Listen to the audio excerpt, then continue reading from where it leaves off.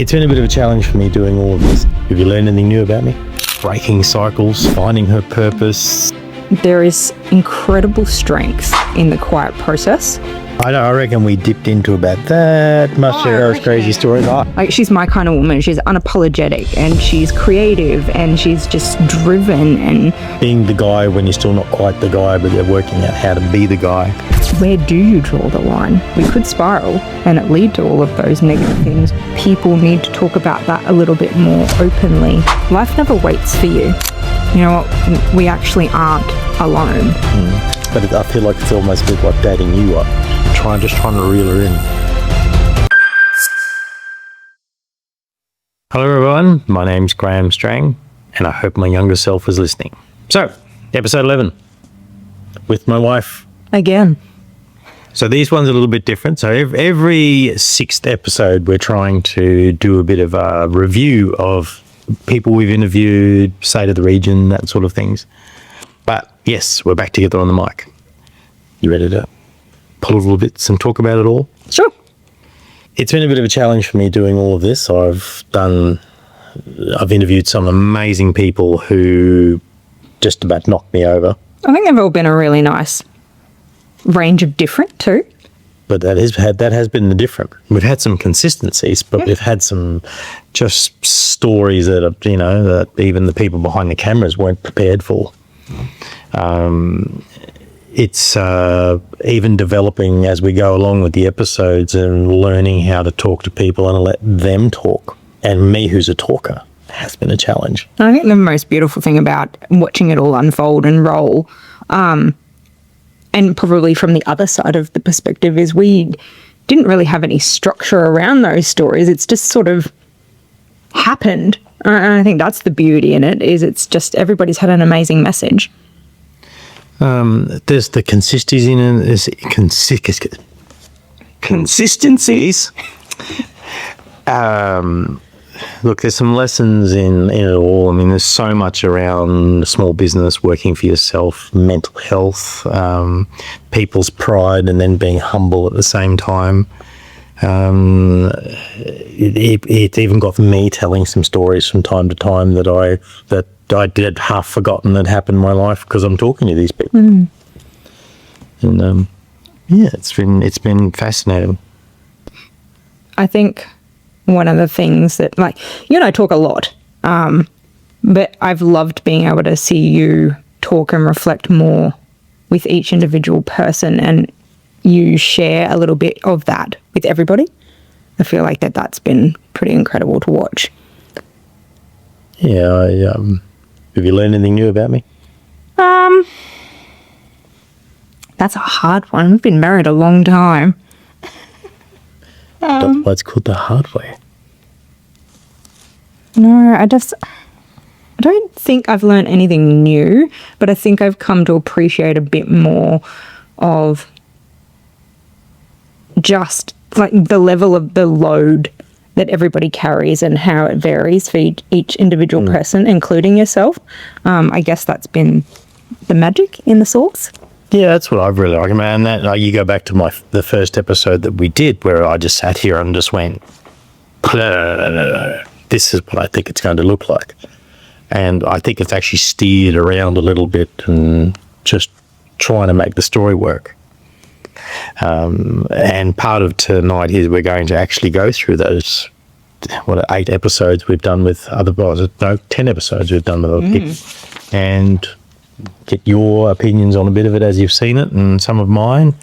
You ready to start them? Yeah, sure. Well, Jody. Hi, Jody.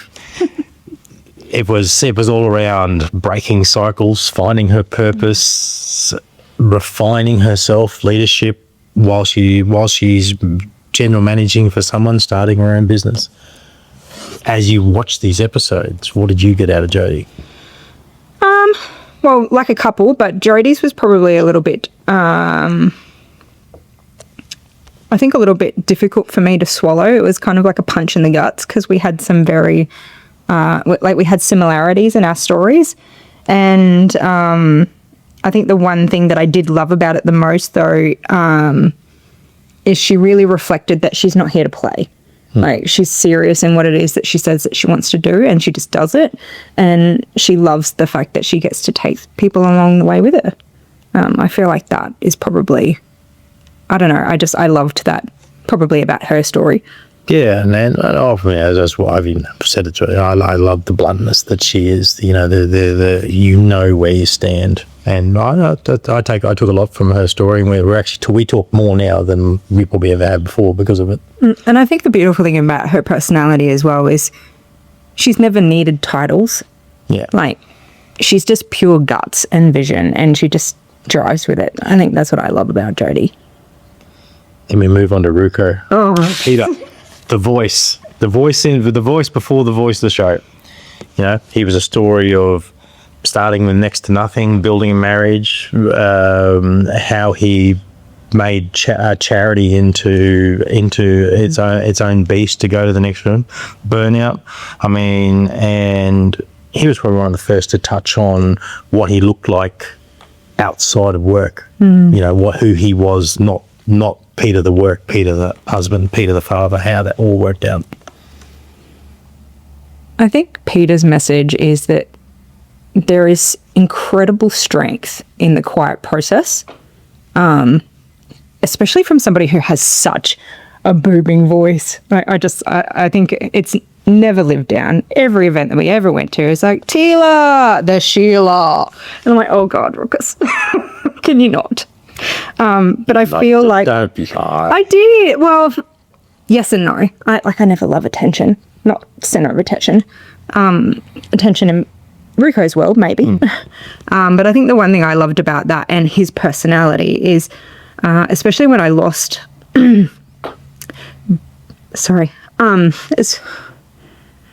Especially when I lost both my parents, is he was always that gentle nudge, and always gave me time. And I feel like that just magnifies who he is as a human being. Yeah, there's nothing like that booming hoy. Yeah, you know, and it wasn't like, it's not just with me, but it's with so many people in his life and path and what he's been able to achieve. Everything like that with the Toowoomba Hospital Foundation and everything that he's doing moving forward, just quietly in the background. A master of the bowls. Yeah. Then we had Warwick, episode 4. You know, there was a man who, you know, if anyone has a dark moment story, he's got a couple layered on top of them. You know, the rebuild from, you know, marriages to partners to, you know, running brothels to massage and to the beautiful business two businesses he's built now. You know, he was probably rolled off Peter really well in talking about men's mental health and the actual strength it takes to be able to talk about it. I think the pure beauty and vulnerability and being able to build from that and from trauma, like the one thing that I took from Warwick's story was he did pivot so much, but it never really it never sort of sat with him that was who he was going to be or what he was going to do. Like he was never controlled or told. It's like he really... Well, they tried to tell him. Yes. He took the hits and he took the lessons and he learned from it. And I feel like that in itself in a business story is phenomenal. Even with all of these crazy stories, I reckon we dipped into about that much of those crazy stories. We need some more wine and hear about them all. More wine and cheese. More wine and cheese. And speaking of wine and cheese, Natalie, you know, her story of proving doubters and herself wrong, but the ability for her to be creative in her business and in leadership, and standing firm in herself, going, you know what, I have the path. This is what I'm going to do. Oh, I don't think there's anything you could really not say about Nat that isn't so amazing. She's bold and like she's my kind of woman. She's unapologetic and she's creative and she's just driven, and I love her message in the sense that people tried to tell her that she couldn't do something and she just did it. Yeah. Like, I think that... Lucky you, I'm doing it. Yeah.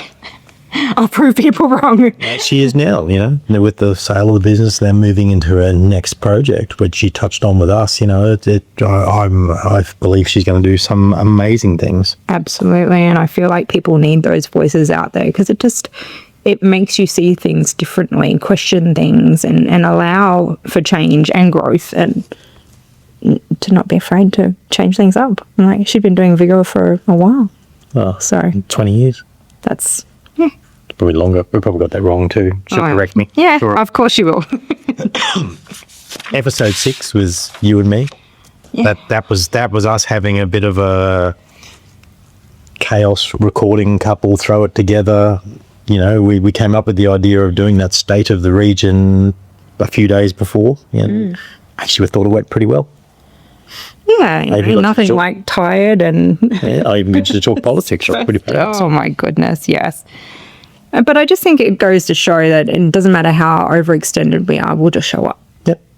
So there's lessons in it that the show must go on. Absolutely. As you have said to me many times. Episode 7, Mr. Fitzgibbon. So my personal favourite, only because I relate to his story so much, working in the family business, being the guy when you're still not quite the guy, but they're working out how to be the guy. Legacy. Especially when it's attached to so much that's been previously done. Like, it almost sets a bar and it's very scary. And I think that's what I loved about what you guys talked about and being able to relate to, is that when somebody sets the bar so high, like, how do you live up to it? And the fact that he went into COVID and navigated all of that, like, it's very scary. Being able to make your own way, that's the hardest part, is that the shadows are long, so you've got to find a way to get out of them. Yeah, absolutely. I think his episode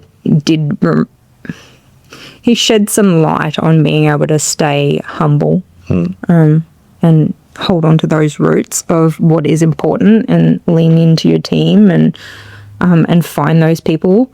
I feel like, that's probably the biggest thing I took from his interview, is that you can't do it alone and you need the incredible people that are around you, and you will find them. They will be there, like, in amongst all of the chaos and mess and people that aren't meant to be there. But and then we have Kat. Kat grew up to episode 8. Kat, the best, one of the best photographers I know. Creative reinvention, the ability to ask for help. And the thing I actually loved, her lesson around, even though it was a passion project, the able to let go of something that's not working, which actually I didn't really understand what that was. And then once she said, well, the energy she'd poured into creating that app, and then being able to go. And I think that's a conversation in itself to be had in even more depth, because it's such a difficult thing to do, especially when you care about something so much. Like, where do you draw the line? Yeah. Where do you go, you know what, that's it? That's it. That's what it looks like. And many people have done it, and many people will. But I think I love the fact that she has reinvented herself so many times and has focused on the success of it and the survival of it. And it has given her the life that she lives. And I think that's, I do love her positive insight, though. Absolutely. It might irk me a little bit, but... Then we have Simon. Yeah. Simon York, the musician, who I met 10 minutes before we started filming, had no idea how it was going to go, and actually feel like it was almost one of our better ones. Because what I learned out of him, that ability to forgive yourself, was just huge.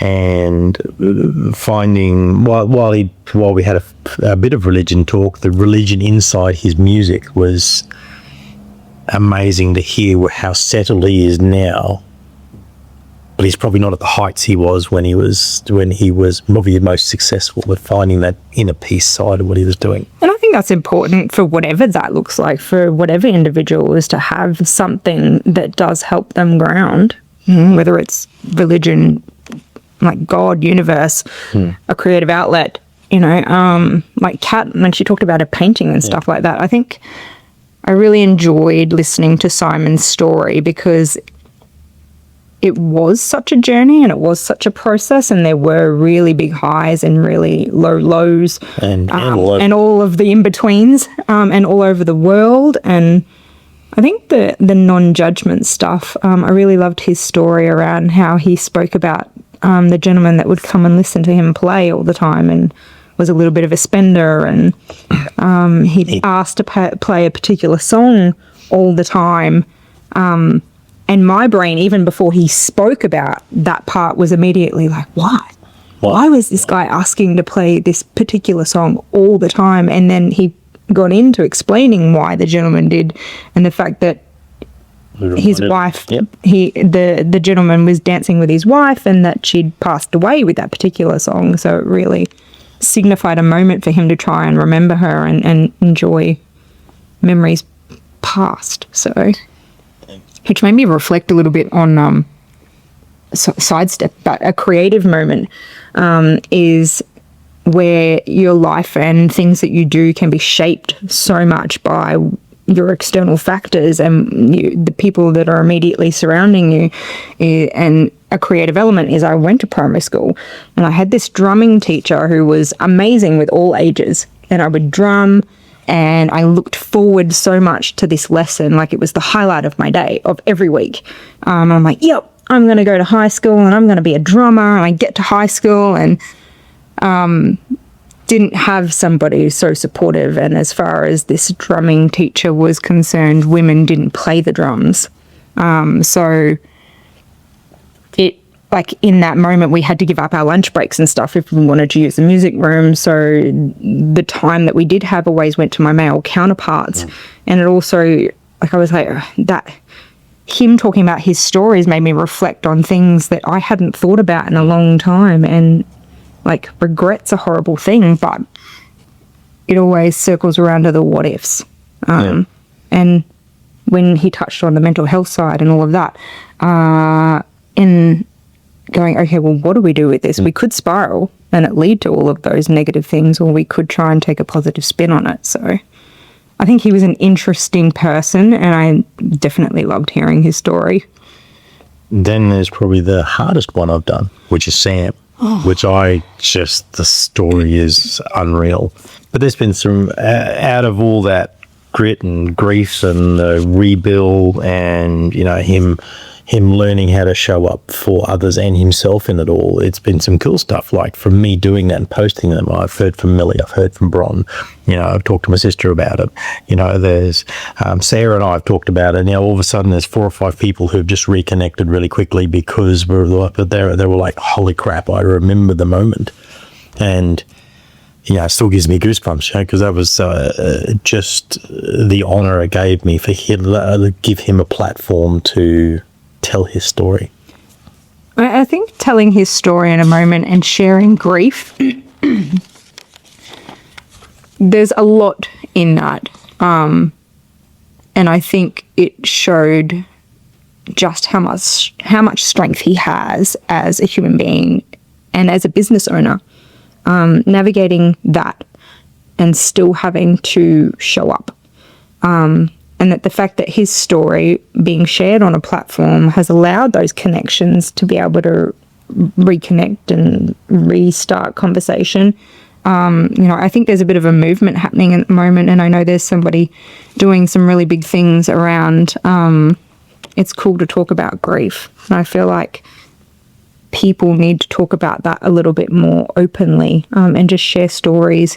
Like, yes, it's sad and yes, it can be heavy, but there's lots of positiveness around it. And I feel like if the more people talk to each other and the more support we can lend, it never changes the situation. But if I feel like people talk about it a little bit more openly, we can offer support, and then that just allows conversation to flow freely.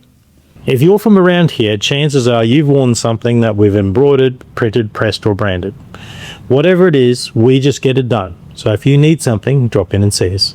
So the one thing out of all those people we've talked to, including you and me, is that we've had some real common threads and lessons and everything pull out of it all.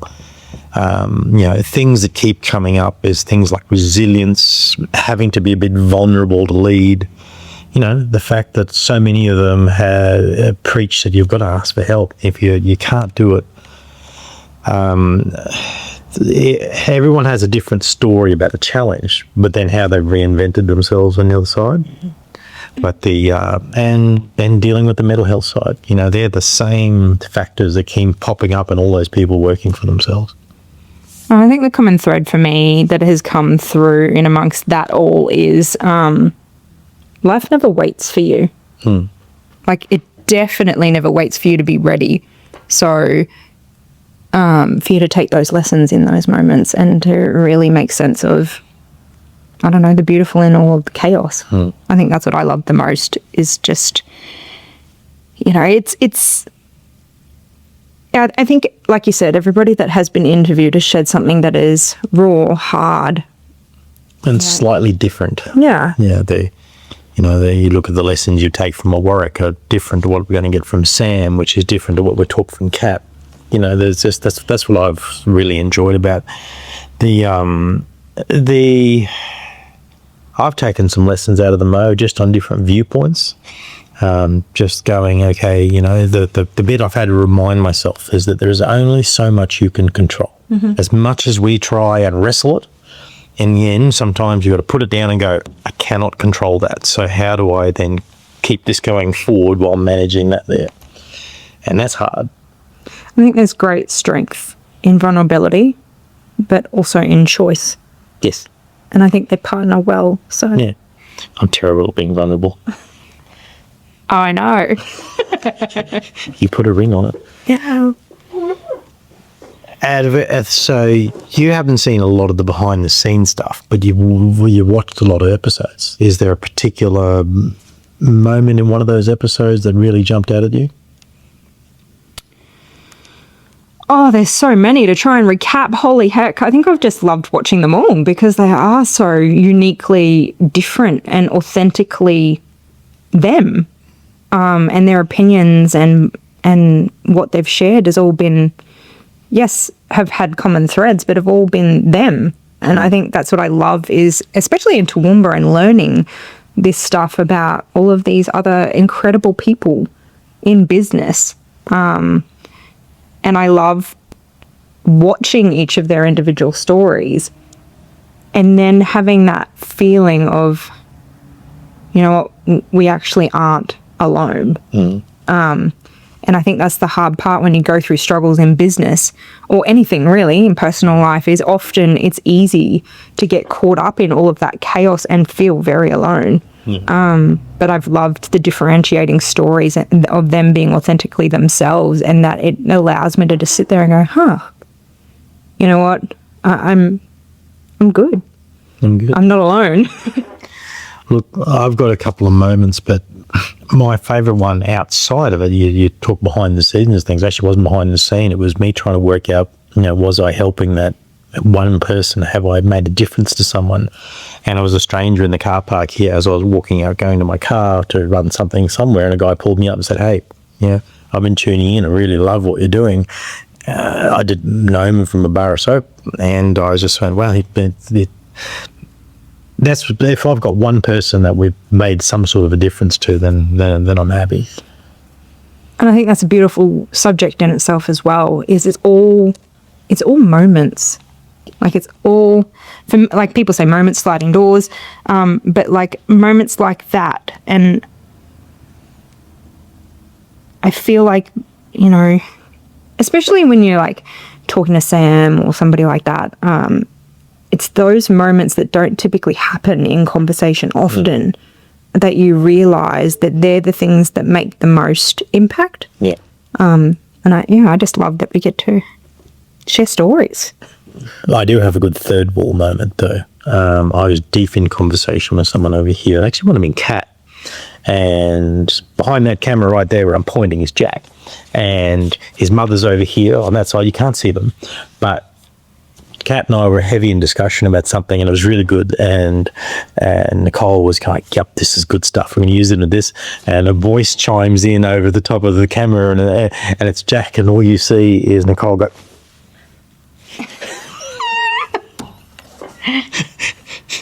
It's a conversation. Everybody's involved, right? I just love these silent behind the camera conversations of what the eking chair. The eking chairs.